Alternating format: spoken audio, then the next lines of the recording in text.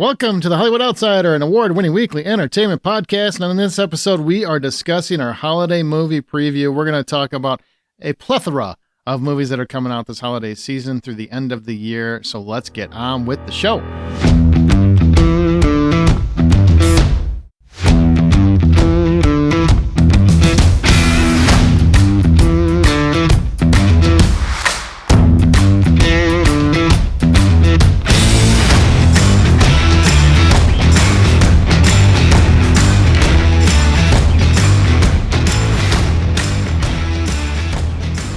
My name's Aaron Peterson. Joining me today, my fellow host, John Davenport. Hey, buddy. Troy Heinrichs.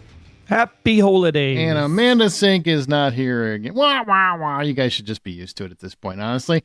And remember, you can always find more information at thehollywoodoutsiders.com. You can join our Facebook group, The Hollywood Outsider, or we're on X at Buy Popcorn. Our new true crime podcast is officially back for season 2, inspired by a true story, if you want to go hear some murdery stuff. Award-nominated podcast. Yeah, award nominated, but not winning. We didn't win. No. We didn't win. But you got nominated in the first year. That's pretty good. First year nomination. I'll take that. I'll take that to the bank. And smoke it. To the blood bank, Senator Trent. Nobody saw Hard to Kill? Nobody? Okay. No. All right. Well, I was trying to talk about really cool movies that you haven't seen, obviously, but Remind me, is that Steven Seagal? That's in that movie? Steven Seagal, back when he was very svelte and fast and furious. Now he's just furious and fast without the S's. Sorry. I feel bad. I feel bad for even saying that. I'm so sorry. I'm sorry, world. I'll edit that maybe. Who knows? Oh, you should own it. I'm chubby, so I'm okay with it. You know, I was very fat. Let's just talk about my childhood. So, you know, let's do it. There was a time when I was grossly overweight. It was a very, very hard time for me. And you know, even if you lose weight, you're always that size in your mind. It never goes away. No, it really doesn't. That's a genuine truth. That's actually not being sarcastic in any way, shape, or form. You live in fear of getting back to that place. No, my brain sees me as that place. Doesn't matter what my size is. Yeah. Yeah. I actually carry 2 IDs. One of them is my old ID from when I weighed 320 pounds. Why? To remind yourself? To remind myself that I don't look like that person anymore. See, doesn't matter. I can have all the pictures. I still see myself as that, even today. I'm a little bit more practical than that. Like I can be reminded that I don't look like that, but I do see myself as big a lot, even though I'm quite healthy. Well, it was my childhood we were trying to talk about, but whatever. Let's make it all about you and your IDs. I was trying to really diffuse the situation and move it along. I don't think that's what he was doing. I don't think so. Look, it's time for holiday movie. It's time for joy. It's time for fun. That's what they tell me. I personally would prefer Santa murder movies, but it's just, you know, we don't get much in terms of horror. But we do get Nosferatu this year. I can't tell if I should be excited about this or terrified because it's Robert Eggers and he can go either way.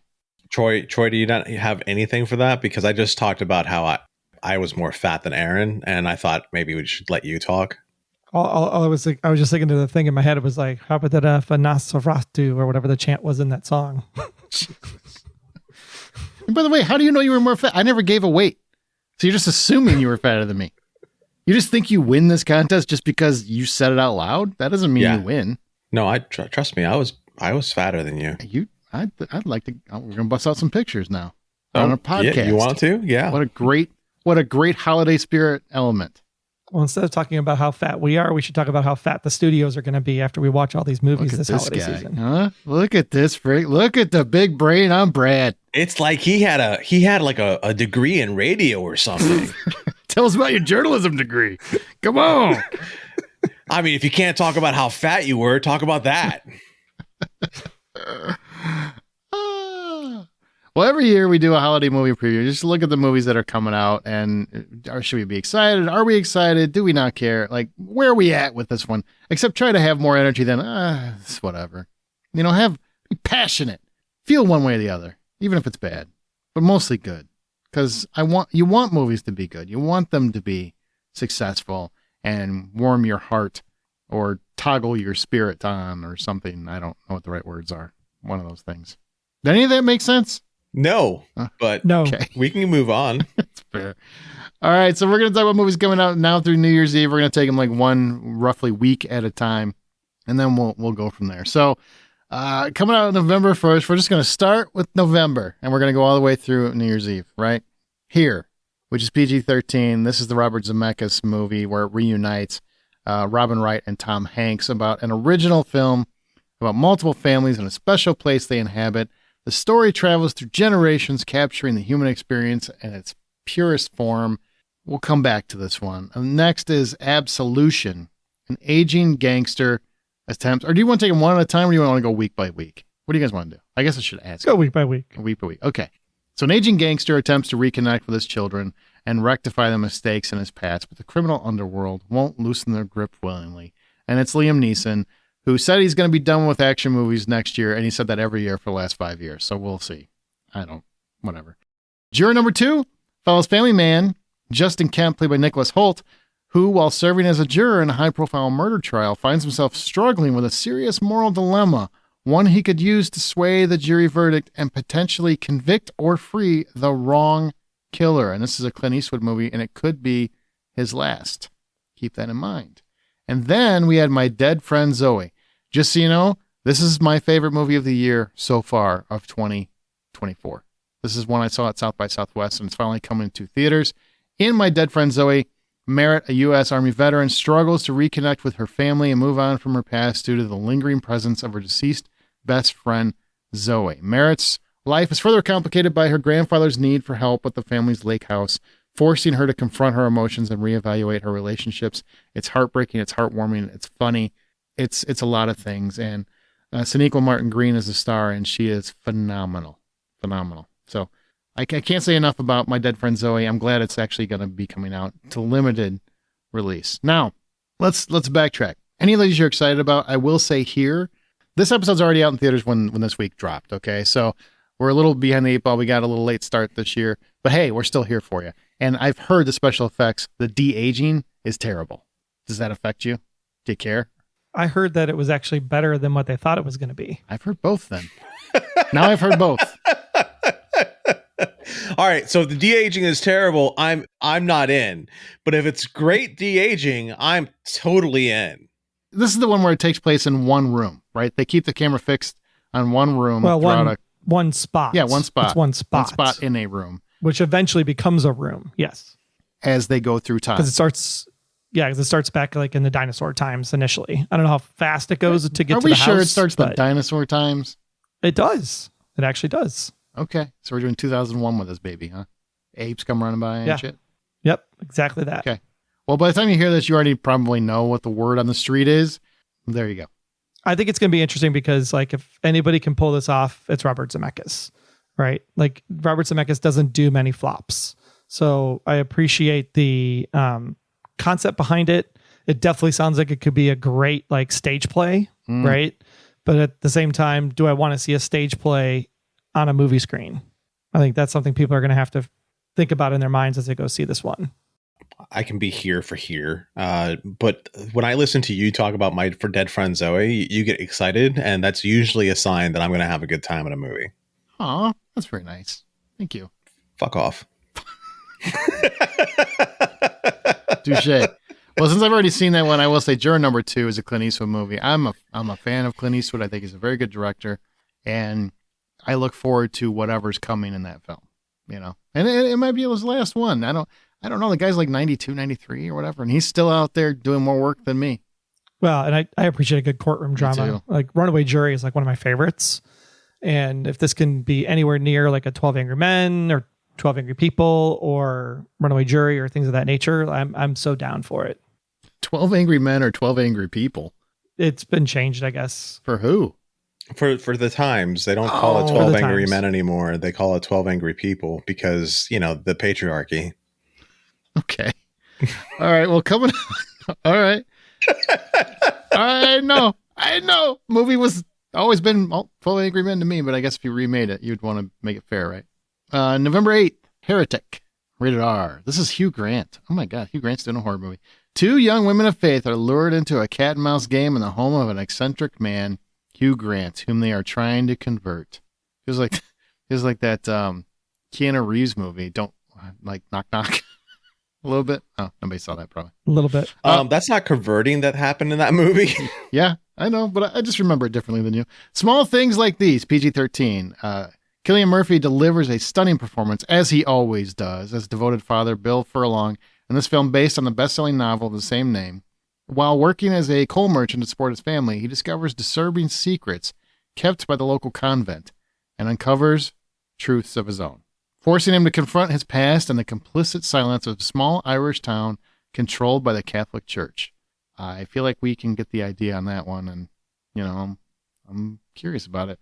Then, of course, we have the best Christmas pageant ever. We'll be the judge of that. Directed by Dallas Jenkins, stars Judy Greer and Peter Holmes on November 8th. About 6 notoriously delinquent siblings who find themselves cast in a local church's Christmas pageant, and they wreak a little havoc en route to learning their lessons. Everybody wants a Christmas movie. I don't know if November 8th is a little too early for that, but you're going to get one. Elevation is the last one. Anthony Mackie, set in the post-apocalyptic Rocky Mountains, a single father and 2 women venture from the safety of their homes to face monstrous creatures to save the life of a young boy. It's also got Marina Baccarin in it, too.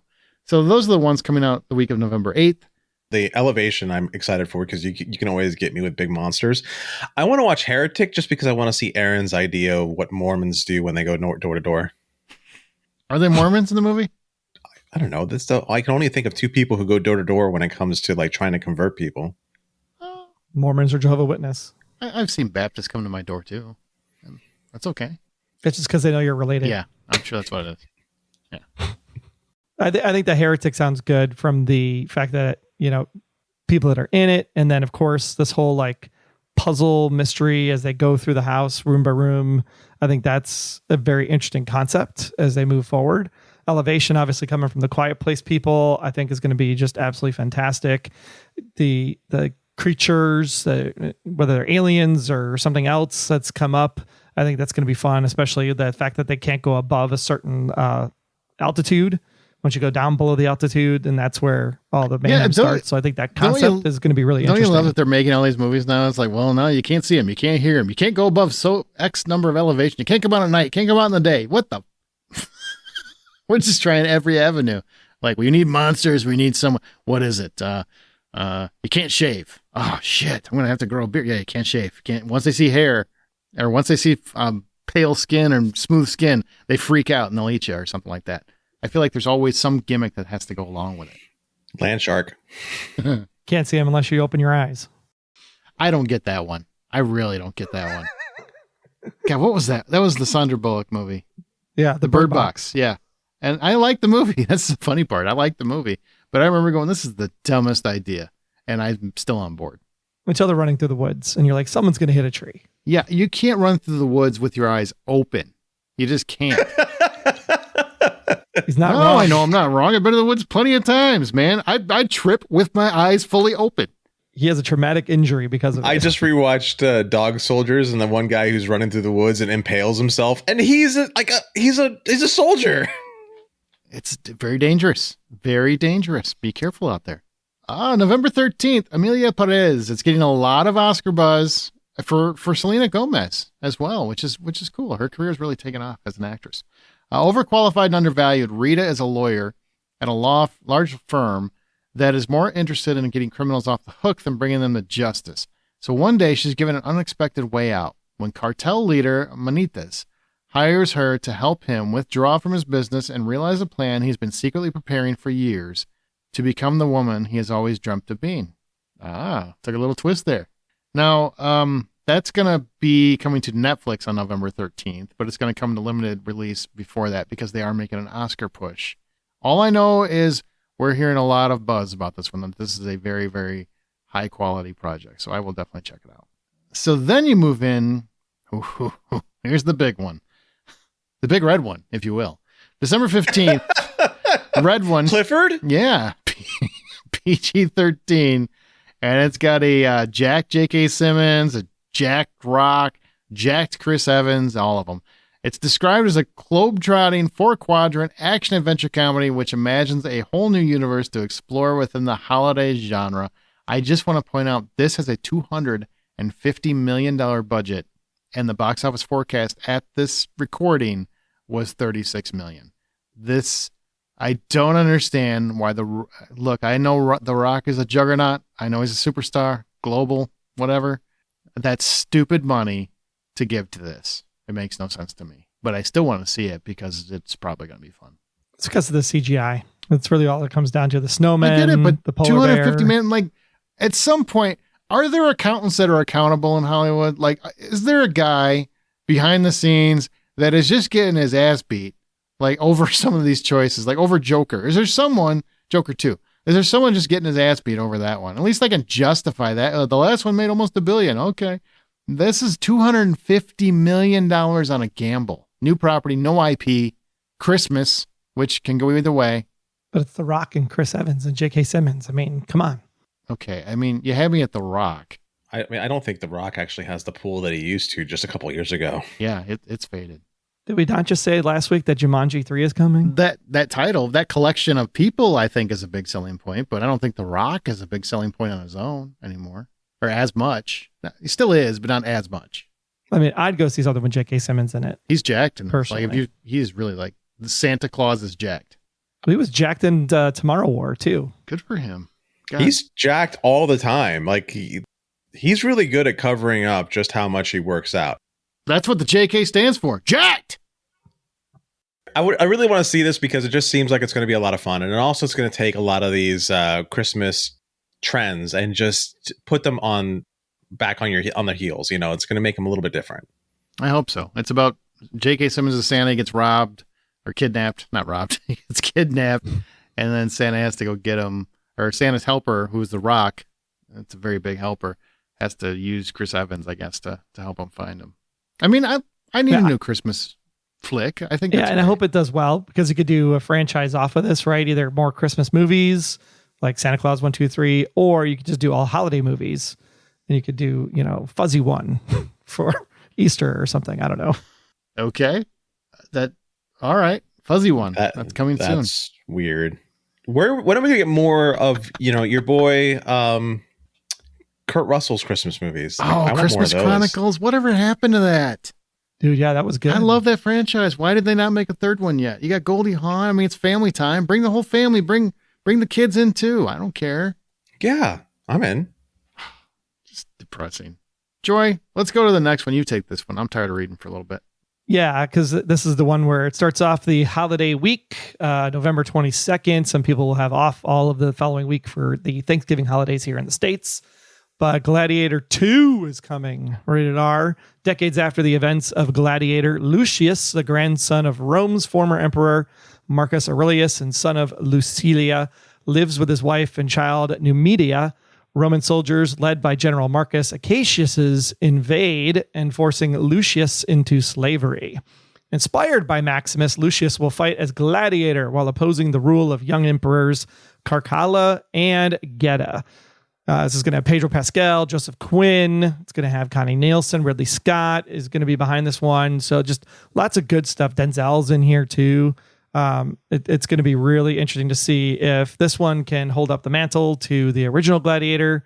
Hoping for good things, but we'll see at the end of the day. Denzel is pulling for that movie. He was very, very proud of what they've done in this one. Now, maybe he's just selling it, but he had me convinced. His character looks good in the trailers.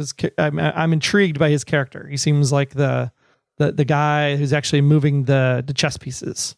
So he has me intrigued. He does. We also have All We Imagine as Light. It'll be a limited release. It follows two nurses and roommates who head off on a trip to a beach town to find a space where their desires can manifest. Oh, yeah. Fantasy Beach. Speaking of two other ladies, Wicked, the untold story of the Witches of Oz. It stars Emmy, Grammy, and Tony-winning powerhouse Cynthia Erivo, who was in Broadway's The Color Purple as Elphaba, a young woman misunderstood because of her unusual green skin, who has yet to discover her true power. And Grammy-winning multi-platinum recording artist and global superstar Ariana Grande as Glinda, a popular young woman gilded by privilege and ambition who is yet to discover her true heart. The two of them meet as students at Shiz University in the fantastical land of Oz and forge an unlikely but profound friendship. Yes, this is the Broadway musical turned into a movie, and I'm sure we will see it end as Act 1 finishes in the theater. It will probably be most likely where the first part will end. Is rated PG, coming to the theaters on November 22nd. Hey, before you move on, I got a question about that one. Are you guys at all pissed? The marketing is not identifying this is a part 1 only and that it's a musical. I think it's been around for 20 some years. I think people know it's a musical. I don't think so. I don't think so. People I've talked to had no idea it was a musical. They had no idea. They literally sing like in the trailer. Not the trailer I've seen. I would think people would know. Well, we're telling them. They know now. I'm just saying. I remember it's going to be a part 1, like one of the first teasers. They said it was a part 1, but I don't think the actual trailers have said this is part 1 at all. Not once. I haven't seen a part 1 anywhere. Oh, interesting. Maybe they're going to do the Spider. Was the second one across the universe? Maybe there's another trailer that identifies that, but I have not seen a trailer that identifies it as a part 1. They have not talked about it in a while. It was like one of the early marketings. But yeah, recently, no, they have not. Just saying. I think that's bad for them. If you end on a cliffhanger, I don't know. We'll see.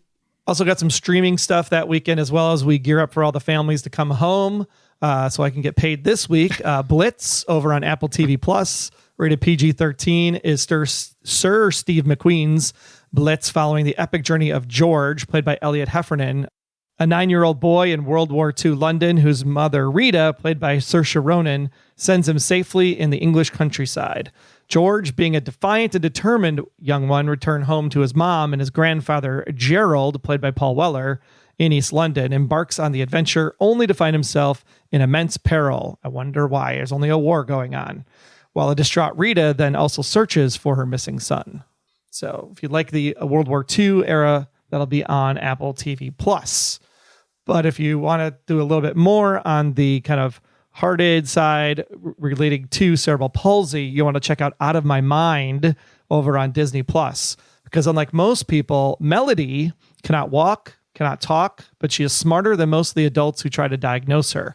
Her classmates dismiss her as a mentally challenged, but Melody refuses to be defined by her cerebral palsy. This has got Phoebe Ray-Taylor, Amber Seeley, Rosemarie DeWitt, and Judith Light, and Luke Kirby from The Fabulous Mrs. Maisel.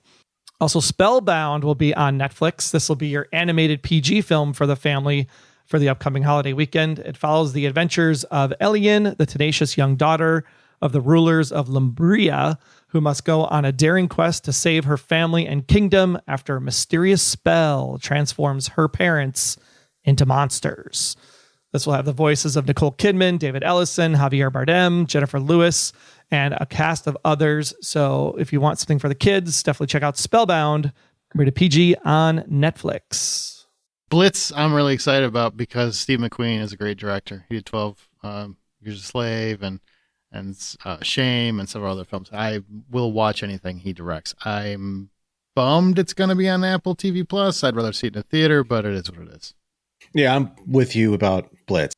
I think Steve McQueen is great, but I love Saoirse Ronan, and anything that she's ever done, I've always appreciated, and that's really the reason I want to check this out. We'll take the hit and watch Wicked, or either the hate watch, or maybe it'll be even better than the Broadway musical. I don't know. Can I ask you? You've seen the musical? Is the music? I saw it at the Gershwin in New York. Is the music good? The music is freaking fantastic. Okay, it's really good. I like Cynthia Erivo, so I will probably see it just for her. I mean, she's Harriet, the outsider. She's a great actress. She really is. I don't quite like the whole poster complaint she had just recently, where somebody made a fan poster that was just very close to the original art, and she was very offended by it. I mean, she has a right to feel how she feels. I just didn't see it as anything more than just a fan trying to copy the actual fan art. That's just part of fandom, really. But if it bothered her. But she's a great actress, so I'll watch anything she does, except I was not excited when I watched the trailer because I'm just like, number one, it's part 1 of 2. It's a musical. I don't know if the music's going to be any good. I don't want to have to suffer through something that's just not terrible, or it's just terrible and ends on a cliffhanger. I don't like Ariana Grande. I just don't find her to be a good actress. I'm hoping she can blow me away here. If they end it on Act 1 where it ends, like, it's a great spot to take a break. But you would agree, really if they did it as a play, they could do it in 3 hours. for 2.5 hours as one movie. They could do. They absolutely could do it as one movie. So I'm interested to see like how long this is going to be. If they had to like cut it down into 2 90-minute movies just because of how much CGI they're going to need, and it was a costly endeavor, because it's like $240, in the theater. So okay, well, we'll see what happens. Maybe they had to flesh it out more because of it's a different medium. I guess it's possible. Possibly, but I think you could do a lot more with less time than you would do on the stage. The stage, you'd have to flesh it out more just because you have to show more on the stage, I would think. I would think too. All right. Well, Thanksgiving weekend is November 27th. Man, that's late, isn't it? Feels late. Feels late. And the real animated movie you want to watch is not Spellbound on Netflix. No. It's Moana 2. Okay? Yeah. Moana 2. 3 years since her first voyage, Moana is on an expansive journey in search of people beyond the shores of Motunui. Nui? No. Motunui? Motunui. Yeah, it's close enough. The shores of Motunui. Motunui. Joined by Maui and a brand new crew of unlikely seafarers, Moana must journey to the far seas of Oceania and into dangerous, long-lost waters for an adventure unlike anything she's ever faced. John, don't yell at me. I tried to say it correctly. I just showed up to help. I just wanted to confirm for you what it was. That I did it wrong? You also said it Oceania, like it was like the Latin Isles or something. He said it with an S in there somehow. Oceania? It's Oceania. It's Oceania. I said Oceania. Say it again. Oceania. That's not how you said it. It is how I said it. You said Oceania. Either way, it's Oceania. And you know what? It's a fake place. No, it's not. It is in my mind. And that's all that matters. I don't have a map with me. Shut up. As a matter of fact, in my last business, we called that whole area of like Australia, China, and Japan Oceania. I said Oceania. Oceania is what you said the first time. I swear I did. It is in the tape. Check the tape. Everybody go back, listen to it 6 times. Tell me I'm right, even if I'm wrong. Just say that I'm right. Please tell him he's right. I'm going to edit it so I'm right. He's not Moana from Motunui, so that's all that matters. It's such a very complicated word. All right. Also on Netflix. It's not if you understand Polynesian language. I don't. But that's okay. I do you not. Understand Polynesian? Wait, hold on. Do you understand Polynesian? I can't even say the goddamn word. Maybe you should not make a point on this. The syllables are on the vowels. Motunui. Okay. I'm just saying, John, he sounds like he's got it. Hey, he might. He might. Our Little Secret is on Netflix about 2 resentful exes who are forced to spend Christmas under the same roof after discovering that their current partners are siblings. Oh, yeah. We've all seen that Pornhub channel. Yeah? No, I'm not doing this. I'm not taking the bait this time. Wow. Our John has turned. Did I tell you? This is a true story. I ran into the airport and a guy was having a conversation. I am not making this up. I was sitting at the airport, and normally I would have my headphones on, but I did not charge them. So I was not. And the guy's on the phone talking to his buddy, blah, blah, blah, blah, blah. And he's talking about how hot this girl is. And I'm like, oh, God, this is, I mean, he seems like an older guy, but whatever. I mean, guys are guys. And he's just like, yeah, she's hot. And it's very uncomfortable because she's my stepdaughter. Swear to God. And I'm just sitting there going, I don't know what to do. He said adult, though, so it was okay in that respect. But, man. Still. Yeah. Creepy, right? Creepy. I wanted to follow this guy home, and I want to go to his Thanksgiving dinner because I want to see how this plays out. How's this pan out for him? Because that buddy's telling someone that story. That buddy's not keeping that one to himself. Hey, Jim's got the hots for his stepdaughter. It's coming out somewhere. I can't wait to hear what they think of that. Okay. I didn't mean to weird everybody out. So December 29th, a movie called September 5th comes out. And it's set on September 5th, 1972, and it's portraying the international hostage crisis involving the Israeli Olympic team as it unfolded live on global television. I love movies like that.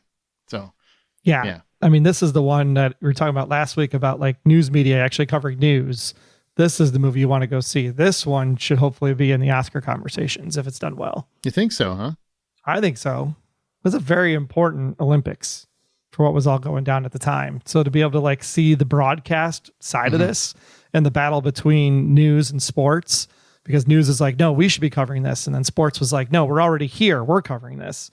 And like that kind of battle is as John pointed out, journalism major, I think this is going to be a fantastic thing to that was last to dive episode. into. Is John? No, you pointed out at the beginning of this episode, jackass. I said radio guy. You Radio. said journalism Either way. degree. You pointed out his journalism I degree. said radio degree was the exact words I said.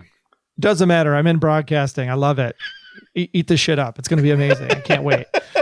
I want to see our little secret because I like Lindsay Lohan, and it's a Lindsay Lohan movie, and it's kind of like it's Netflix trying to recreate the Hallmark movies is what they're trying to do, where they're terrible. They're kind of, what does Ted Lasso say? They're kind of great, but they're kind of awful, but they're kind of great, but they're kind of awful. It's like that, and I can watch those.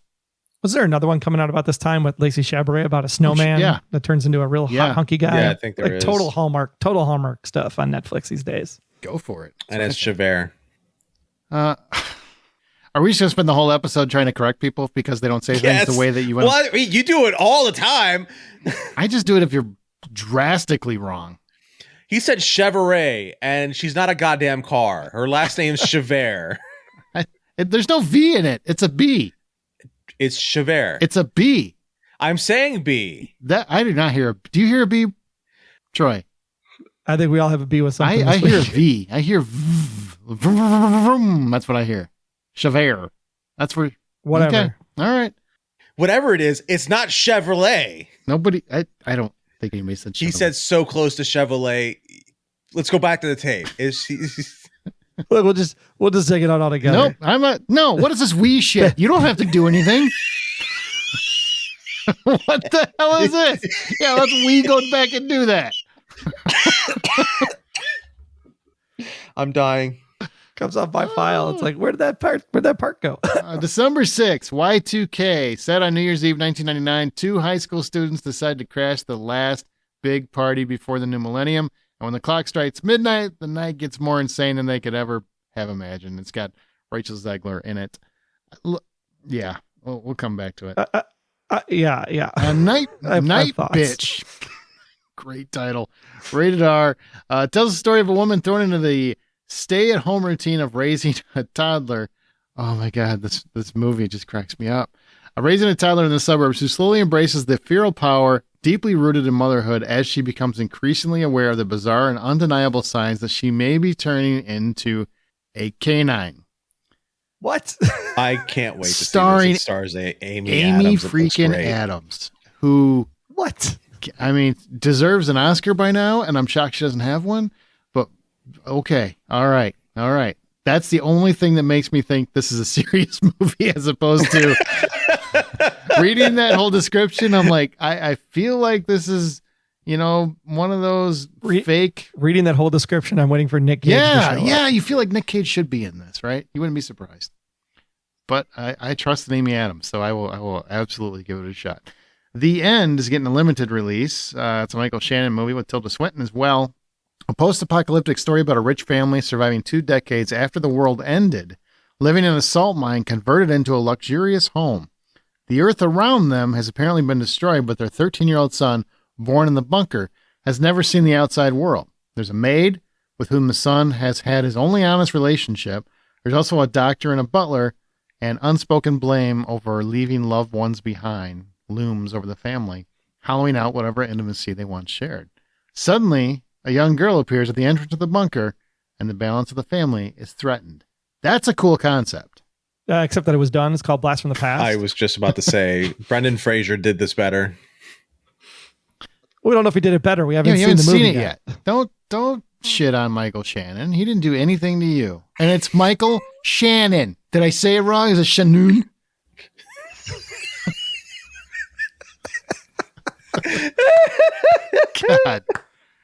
God. Next up, that same week. What date are we on? December 6th. That one. That Christmas is another Netflix Hallmark wannabe movie.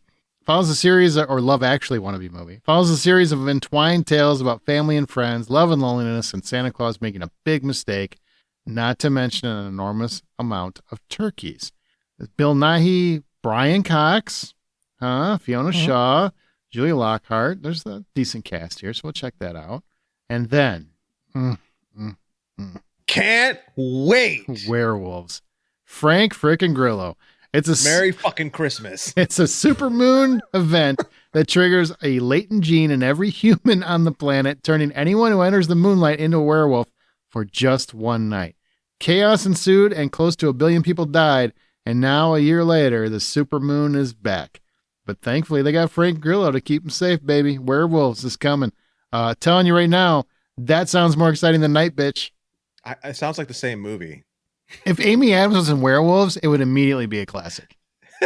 Immediately. Okay, what do you think about those movies, guys? Anything there that trips your trigger? I would say Werewolves is hands down. That's the movie I'm the most excited about. I mean, yeah, I'm down for Purge Furries Edition. That sounds interesting. Furries Edition. I mean, they're going to kill each other, right? Everybody turns into a werewolf. They're all going to go after each other. True. Y2K, going back to this one, I saw the trailer for this, and I don't know what the hell was happening in this movie, but I couldn't stop laughing the entire time. It's very much that vibe. It premiered at South by Southwest, and I did not see it, but I heard great things. It's very funny. Yeah, it looks like it would be completely stupid, and at the same time, I can't wait to see it. Amy Adams usually can do no wrong, so we'll have to give that one a shot. What a weird concept, though. Isn't it a weird concept? And if you watch the trailer, she really does think she's a dog, or at least in the trailer. She's turning into one. At least turning but into it's not one. a werewolf thing. It's something else. It's, yeah. Oof, okay. Well, I'm avoiding Netflix for the season. I can't do these like Hallmark movies on Netflix. Well, I definitely want to see Night Bitch, and I will give it a shot. The concept is wild. I think it's a fantastically weird concept. I'm sure it's A24. I can't remember. I didn't check. But Amy Adams is an actress. I will trust in anything. I think she's that good. It's worth a shot. But Werewolves is going to be the first thing I see. And I want to shout out the director, Stephen C. Miller. I've been following him on X for quite a while, and he's those directors, those filmmakers that make an independent movie. They've been trying to get their own movie made forever and ever and ever, and it just never seems to happen. And then finally they get it done, and it's going to be in a theater, and they're very excited. He's one of those, and he's passionate. He's positive. He's excited, and you can tell he loves movies the way we love movies, which is not everything has to be high art. Sometimes it can just be frickin' fun. And that concept with Frank Grillo says he just wants to have fun. So I'm wishing him all the best. I hope that movie's successful. Plus, it's Frank freaking Grillo. I know he's not an A-list actor, but my God, he should be. Oh, God. And then we come to December 13th. Troy, why don't you take December 13th? I don't know if I can do it. Yeah, because the first one we're going to talk about is giving Aaron some heebie-jeebies. Not sure why this one's actually going to be a movie, but Kraven the Hunter from the Spider-Man universe is a visceral, action-packed origin story for him. Why we need it, I have no idea, but it's basically how and why the most iconic villain came to be. Aaron Taylor Johnson plays Kraven, a man whose complex relationship with his ruthless father, Nikolai Kravinoff, played by Russell Crowe, starts him down a path of vengeance with brutal consequences, motivating him to become not only the greatest hunter in the world, but also one of its most feared. Yeah. Kraven. I have a problem with most iconic villain. In Spider-Man. It's pretty iconic in Spider-Man. But he's not even most in Spider-Man. But yeah, that's what I'm saying. He's not even most. Somebody else wrote that description, man. I have a problem with Russell Crowe. Just at this point in his career, is he just saying yes? Like, he does not even ask for scripts anymore. He just, yes. Okay. I mean, apparently that's how he got into Les Mis, because he couldn't sing. Well, I'm just saying, man, like he was in 2 exorcism movies that basically with similar plots, and he's a priest in both of them, or an actor priest in one of them.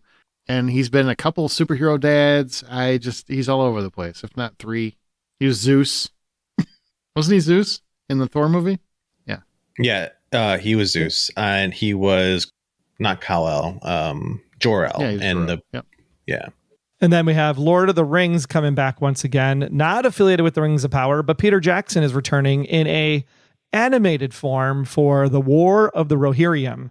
And it's set 183 years before the events chronicled in the original trilogy of films.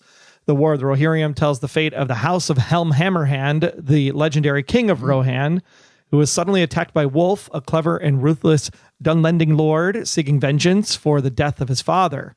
forces Helm and his people to make a daring last stand at the ancient stronghold of Hornburg, a mighty fortress that will later come to be known as, surprising, Helm's Deep. Finding herself in an increasingly desperate situation, Hera, the daughter of Helm, must summon the will to lead the resistance against a deadly enemy intent on their total destruction. Do you want an animated And then Lord of the over Rings on- movie? Do you What's want that? an animated Lord of the Rings movie? I mean, if it will erase the original animated Lord of the Rings, the Fellowship of the Ring movie, that would be great. How dare you? The Hobbit ones were fine. The Hobbit animated was fine. You're talking about Lord the of the Ring- animated. You're not talking about live The action. 1970s, 1980s Yeah, they sucked, animated man. thing. The Lord of the It Rings, Fellowship of the Ring animated was It was- terrible. it's All right, It was I'm just terrible. gonna leave The now. Hobbit one was good. Yeah. We'll carry on over on Netflix. It'll be rated PG-13. The thriller centers around Ethan Kopek, a young TSA agent who gets blackmailed by a mysterious traveler to let a dangerous package slip through security and onto a Christmas Day flight. This one stars Taron Egerton, Jason Bateman. It's going to be an amazing film. Check it out because I love Christmas. Aaron knows And all planes. about dangerous packages. Did you say it's going to be an amazing? I mean, I appreciate that you're on their payroll, but I mean, Well, it's this one is just it's a dangerous TSA. It's Die Hard at I'm the just TSA. saying- Is that what this is? This isn't somebody finding a snowman and putting a scarf on him and making them all oogly googly. You know, this is the non-Hallmark movie for Netflix for Sure. the season. Sure. I will say I haven't seen many Netflix movies that I would say are great. So sorry, Netflix, if you're listening. And I know his check cleared, but still, goddamn. First Apple, now Netflix. Troy. That's I right. admire. But it's Taron I'll take it Egerton and from Jason Bateman, so I'll definitely watch it. It'll be interesting. Sure. You know, it won't be Craven the Hunter. It sure won't. No, But it is rated R, so it could be good. God, it doesn't need to be. It doesn't need to be. Yes, he's probably going to kill more people than animals, and it's just like it's literally in the title. His name is Craven the Hunter. He loves to hunt. Yes, people too, but also animal. Anything that's a prize, anything that's difficult to kill. Anything that's a challenge. Yes, that's what he is. And the trailer drives me nuts because, I mean, honestly, if it wasn't called Craven the Hunter, I think I'd be really excited for it. But because it's called Craven the Hunter, one of the best villains in the Spider-Man universe that now, because of this movie, I won't get him in. I believe it was iconic. I think it's Most iconic, whatever that. Sony, calm down. Just calm down. Sit back. Madam Web wasn't iconic either. It's just, all that means is one less movie that I'm going to get him in my Spider-Man universe. It's one more Spider-Man villain that isn't going to show up with Spider-Man. And it just drives me nuts because that's a great villain for the MCU.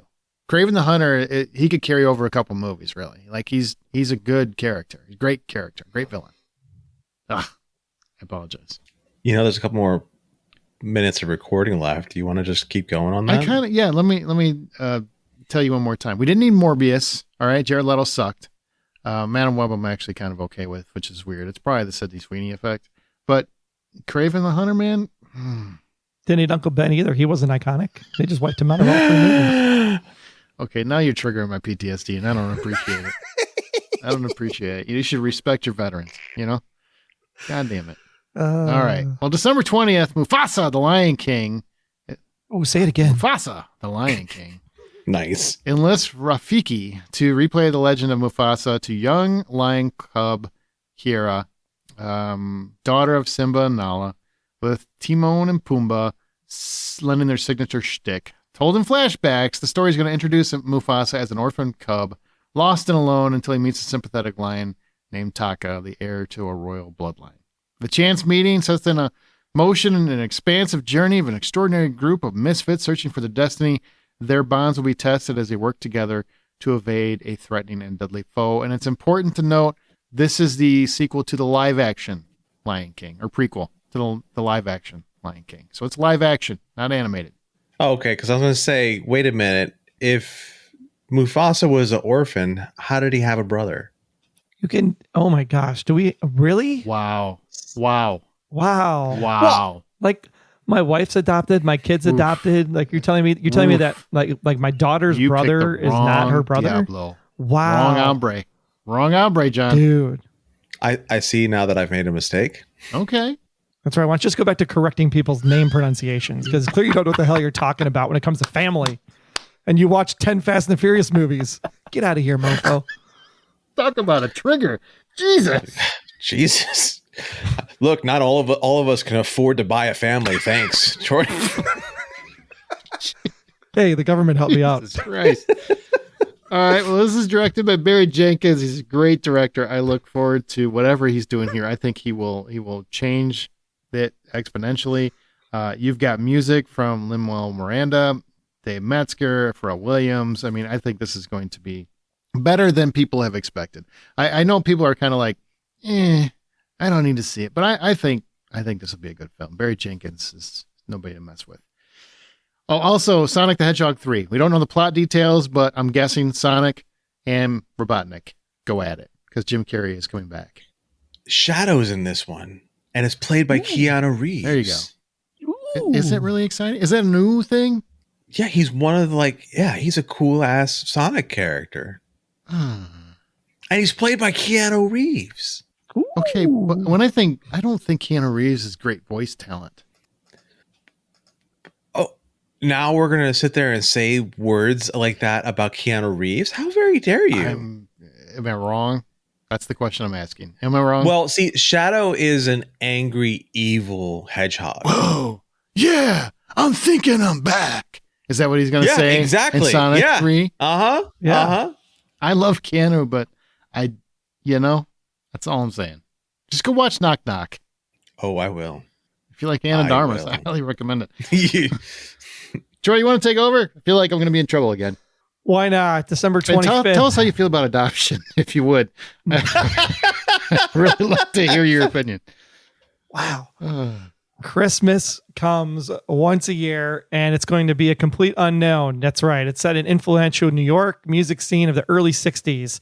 A complete unknown follows a 19-year-old Minnesota musician, Bob Dylan's, played by Timothy Chalamet, meteoric rise as a folk singer to concert halls and top of the charts. His songs and mystique becoming a worldwide sensation, culminating in his groundbreaking electric rock and roll performance at the Newport Folk Festival in 1965. That's Can right. we stop So if you like making Bob Timothy Dylan, Chalamet Yeah. a thing? Let's take these each one by one because Christmas is a huge day. Do you look? I'm fine with Tim. I think Timothée Chalamet Timotei. is actually how you pronounce it, Dick. So I think he is a very good actor. I think Wonka blew me away. I was surprised at how well he performed. Fair. Very. Agreed. I don't care about Bob Dylan at all, Okay. but James Mangold is the director on this and Walk the Line. Logan. He did the most recent Indiana Jones. I like James Mangold. I think he can make a very compelling story about this. Is it a biopic? Is it a biopic? It's What's a the right biopic. pronunciation of that? Be a pick. I'm gonna go with be a pick. Okay. Just didn't know how we're doing pronunciations Yeah. on that. Well, one. I'm wanted to just check. giving up because both of you guys are freaking animals. Absolutely.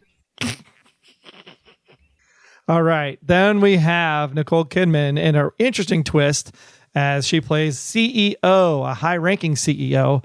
It's going to explore the complexities of power dynamics and sexuality within a professional setting as Nicole embarks on a forbidden romance with captivating intern played by Harris Dickinson, who is significantally younger. Wait a Yes, minute. this one They is pick him called by his Baby name? Girl. What's that? He's gonna giving Nicole Kidman the Dickinson. Oh my You don't want to God. scare the No. Dickens out of people. No. See, Why does No. nobody get this? No. why can't you just do the subtle joke? Why do you have to always be the 10-year-old? Why? So, you know, Because I like it. Wow. Wait, a high-ranking CEO. Is there something higher than a I CEO? don't understand that description either. It's great. well, you could have chairman of the board of the executive. If you're in a company, you could be one step above the CEO technically. But I just want to know. it's called Baby Girl, by the way, It in is- case people didn't catch the Yeah, name. it's called Baby Girl, and I'm sure it'll be great because Nicole Kidman makes movies better. But She You gotta could pull probably that one out feed two- half the 2 weeks country in a with row? that Oh my god! that 2 pantsuit weeks in that a she's row. wearing with all the diamonds on it. But okay. okay with it. I will watch. I'm getting a little tired of Nicole Kidman. She's popping up everywhere, and I don't mean just in the AMC ads. Like she is literally, I feel like on everything anymore. At the same time, there's a crowd out there that is going to be like, is this the new 50 Shades of Grey? That's what I need for Christmas. Or is this the new Secretary with James Spader? You know, Troy, I think the reason why Aaron is against Nicole Kidman is because she like rebuffed Salma Hayek a couple weeks ago. Did she? Hey, look, number one, I'm not against Nicole Kidman. I just said I've seen too much stuff with her. She rebuffed Salma Hayek though? Oh yeah. Explain. I'm listening. They were at an event, I think at I don't know, one of those places where they show movies or something, and like probably Salma an Hayek AMC, tried to probably an AMC, I would guess. Probably an AMC. Salma Hayek tried to say hi and shake her hand, and Nicole Kidman like brushed her off. I'm sure it was an accident. No, it really wasn't. If you see it, you got to look it up. It is gold as far as like how like the look on Salma Hayek's face was totally like I'm gonna get her with my chancla, and this is gonna be I'm gonna fuck her up. But later she said there was no chancla involved. What's a chancla? It's a flip flop. It's what Hispanic women use to beat the shit out of people with. Oh, all right. Also called a chancleta, which is what I'm used to calling them, but chancla is what I keep on hearing here in the States. Okay. Interesting. As long as she didn't throw shade at Salma Hayek, because then, I mean, I'm sorry, Nicole Kidman, I won't even sit for your AMC ads anymore. Like, that's a deal breaker. I'll leave and come back. Because you do not make movies better if you shit on Salma Hayek. Yeah, go find it. It's there. Wow, this one will be interesting nonetheless to see the power dynamic between a young intern and a CEO and the people like the sexy time stuff. This is definitely your 50 Shades of Grey or Secretary. People that like the sexy time stuff. Oh, yeah. Antonio Banderas is in this as well. Is he? So, yes. He's going to be the husband. I can feel it. Oh, yeah. He's going to be the puss in their boots. Wow. Oh, sure. I am the 10-year-old. He did it so much smoother and less pervy. Go ahead. You're both perverts. You both honestly need treatment. Go ahead. And we're going to finally move along and talk about Nosferatu, a gothic tale of obsession between a haunted young woman and the terrifying vampire infatuated with her, causing untold horror in its wake. What do you think about this?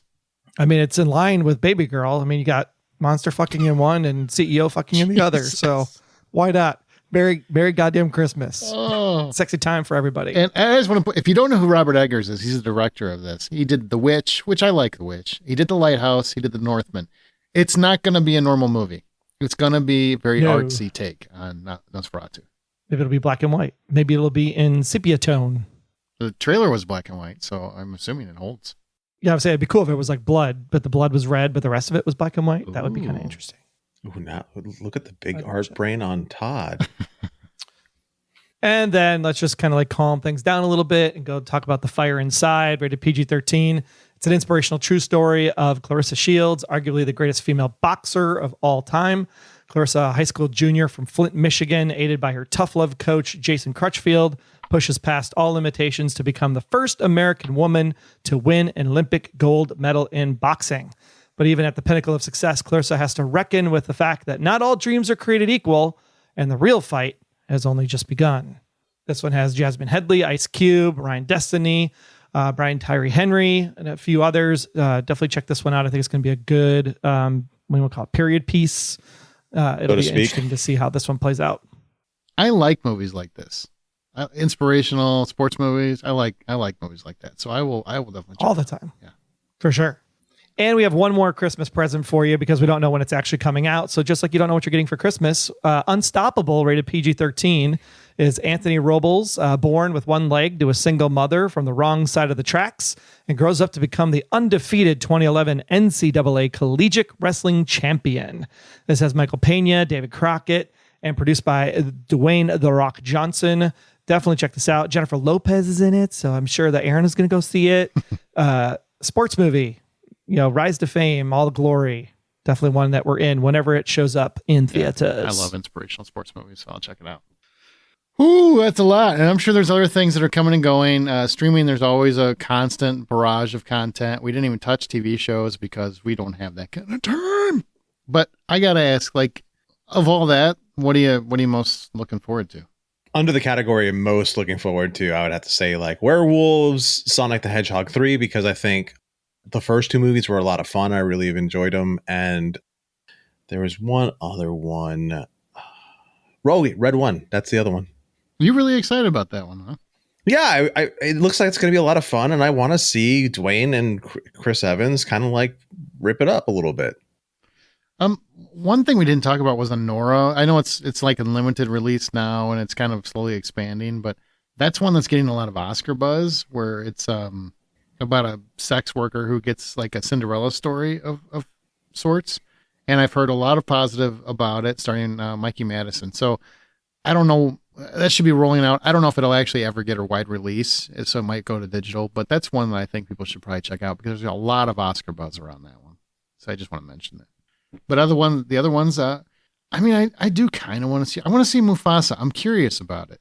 I'm really, really curious if they can make something different than what we're expecting. I think it's going to be what we were expecting. Probably. But I'm still going to go see it. Okay. Well, I'll just go see Night Bitch then. Just because it's Mufasa. Just go see Night Bitch and Werewolves is like a double feature.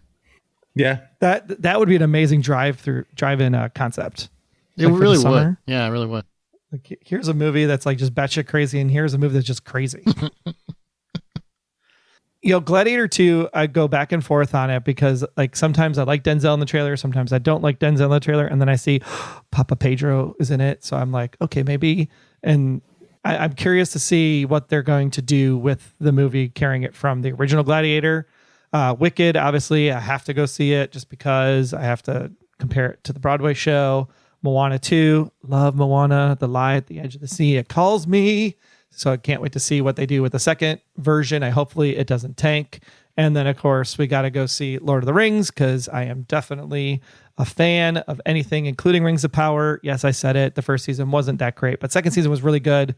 Check out Rings of Power. It's really awesome. Hang on before you move on too far. Gladiator 2, Ridley Scott has not had a great track record as of late. And I know Denzel is praising him, and Paul Mescal as Lucius, and I've heard good things about him. I know he's a good actor. Joseph Quinn, obviously, I just love seeing him turn up in all these different kinds of parts. I don't know. Number one, this is not a sequel we needed, so I'm just hoping it's worth it. You know what I mean? That's the only reason why I'm like, I don't want to go see it, because it's the sequel we didn't need. Yeah. But at the same time, we think about the Roman Empire once a week or whatever it is, so why not go see it? That's funny. That's funny. And then, of course, we have to, like I said, go see Lord of the Rings because I'm a Lord of the Rings fan. And then, of course, Baby Girl for sure. Because we got to say, is it 50 Shades of Grey or is it Secretary? Got to vote. Are either one of those a bad thing? Yeah. 50 Shades of Grey is weird. Secretary is much more interesting because it's James Spader. Hang on. Secretary is also weird.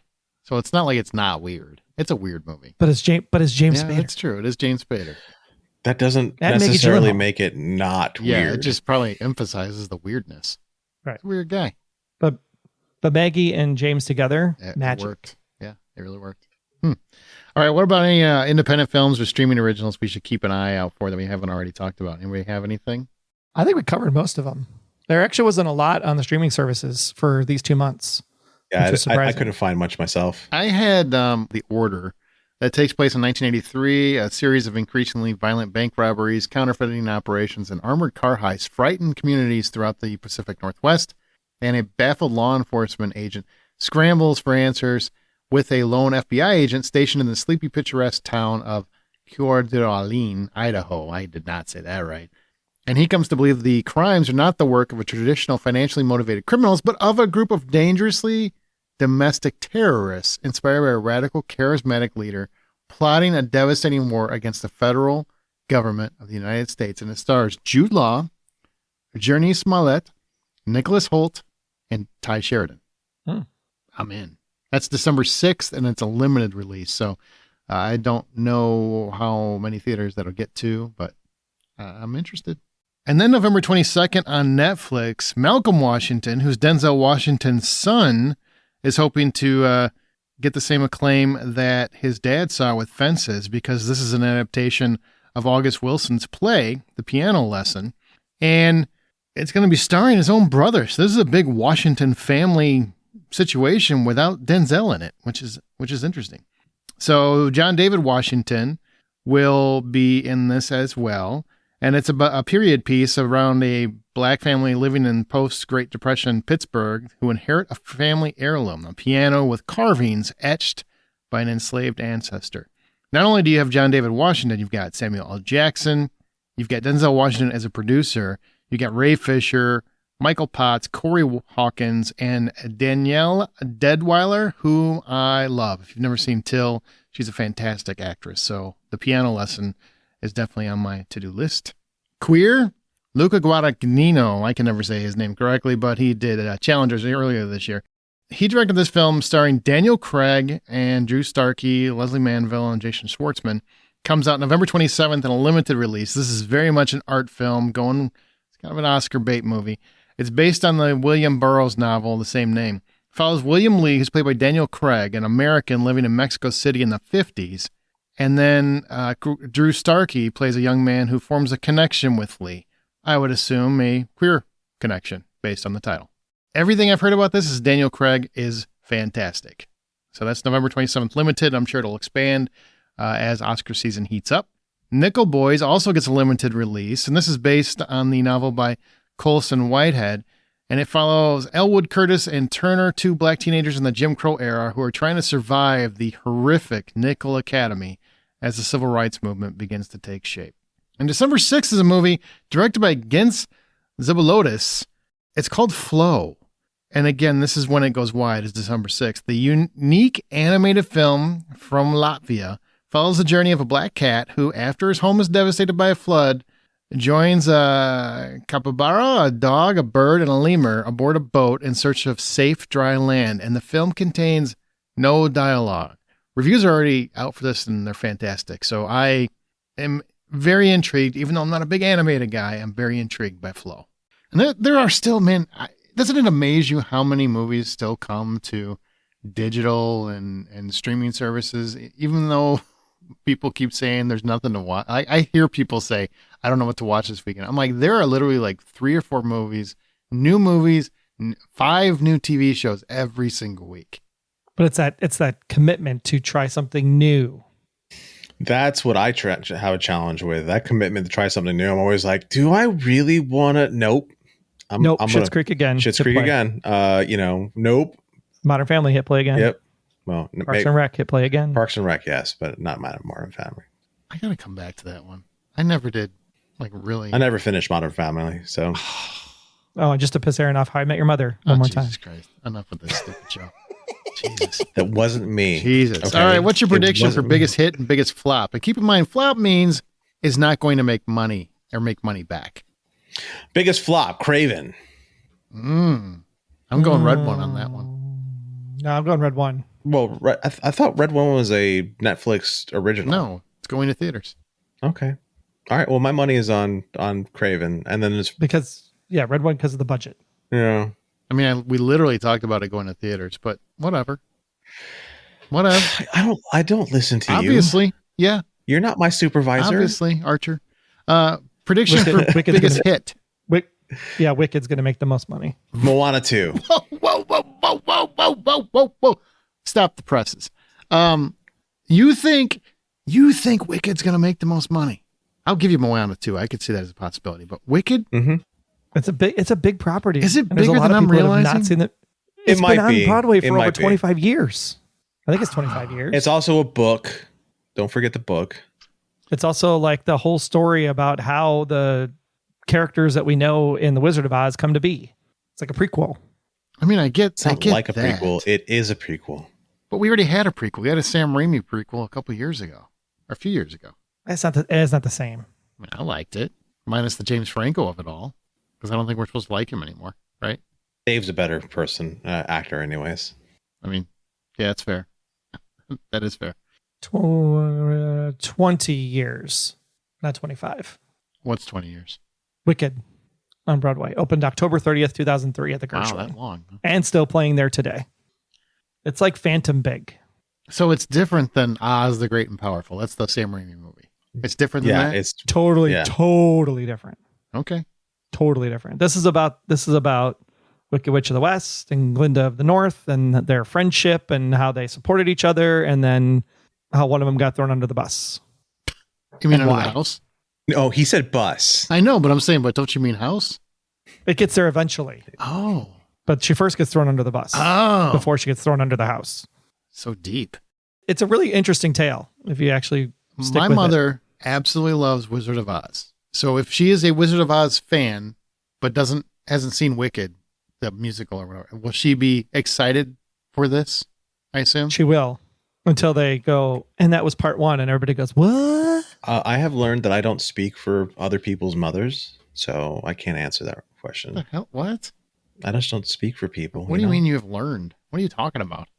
Yeah, you're right. I don't learn shit. Jesus. That was weird. Sorry. 2 on the nose? That was pretty good. Hey, there you go. You know what? That's going to do it, I think, for this show. I don't have the next one. All right, that's going to do it. Is there anything about this particular holiday that you are excited about? Are you guys doing anything cool for the holiday I'm excited. itself? I'm excited to see what the fans are interested in. Yeah, be sure to hit us up. Put us comments on this post, or hit us up on Facebook, or at Buy Popcorn on X, or we're at The Hollywood Outsider, I think, on Threads and Facebook and Instagram and all that stuff. So just let us know what you're getting excited about. But are you guys? Are you doing anything fun for the holidays? Like anybody going anywhere, doing anything? Getting out of Where you Dodge. going? To Arizona. Oh, Going to go to the heat. Sit in the pool. Sit in a hot tub. Look at the mountains and the sunsets. for Christmas? For Christmas. Oh, And I got an amazing deal on my flight home because I flew on Christmas Day. $69. you said way. You going by yourself? No, we're taking Okay. the whole fam, including the daughter's boyfriend this time Oh, around. boy. So, meeting the grandparents. It's getting serious. Is it really?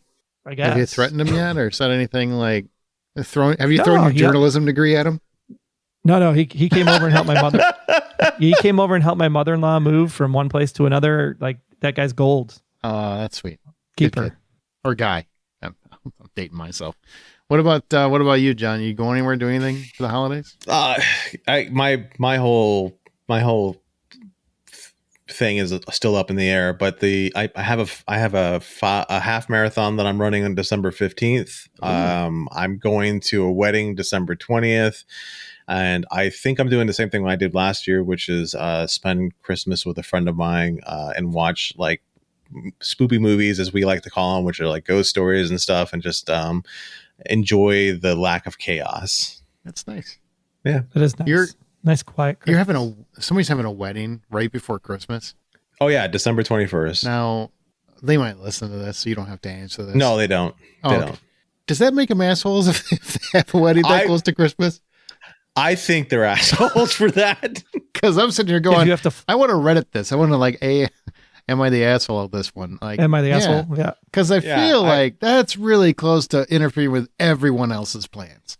Well, to be fair, I think the Gregorian calendar or the Roman calendar, which one are we on? Gregorian, really messed it up by putting Christmas in the middle of the week. So it's like, do you do Christmas the week before? Do you Christmas the weekend after? Do you Christmas on Christmas Day? It's a lot of confusion there. No, it's not. You just do it on Okay. Christmas.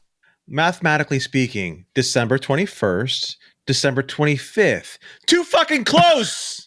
It's not that It's close. way close. I don't think. Yeah, The kids have finals on December 20th. So, I mean, school's stupid. that's not too the for same doing as a finals on wedding. Christmas. That's like I'm It's going to not go to the school, same take as my a test, and I'm wedding. going to come home. That's not. I got to plan a whole event around you. Maybe they're doing like, Is I it don't a- know, Christmas Chronicles Do wedding. you know this person? Is that why you're defending them? What is going on? What? They wanted to pick a Christmas date. Let them celebrate their love, okay? No. I mean, I don't have a say in this, but no. Do you have to go? You I'm could not still go. going. You could not go. Now, if it's a destination wedding and you got to pay $300 that day to get a flight, like I did, because that one way was really expensive. I'm driving. Gas there you ain't go. cheap. And- Gas is and, it's cheap. and the bride is from a different town. So everyone who's going to be there to support the bride is going on a trip to Alabama. Oh, don't go. I would just don't go. Yeah. No one says because you got invited, you have to show up. You can just send a I gift didn't get and be done. invited. I'm going for the person that I'm taking to the wedding. Well, tell them not to Oh. go. Well, I don't like telling that person what to do. Okay. I would just not. I would like. Can you just take pictures?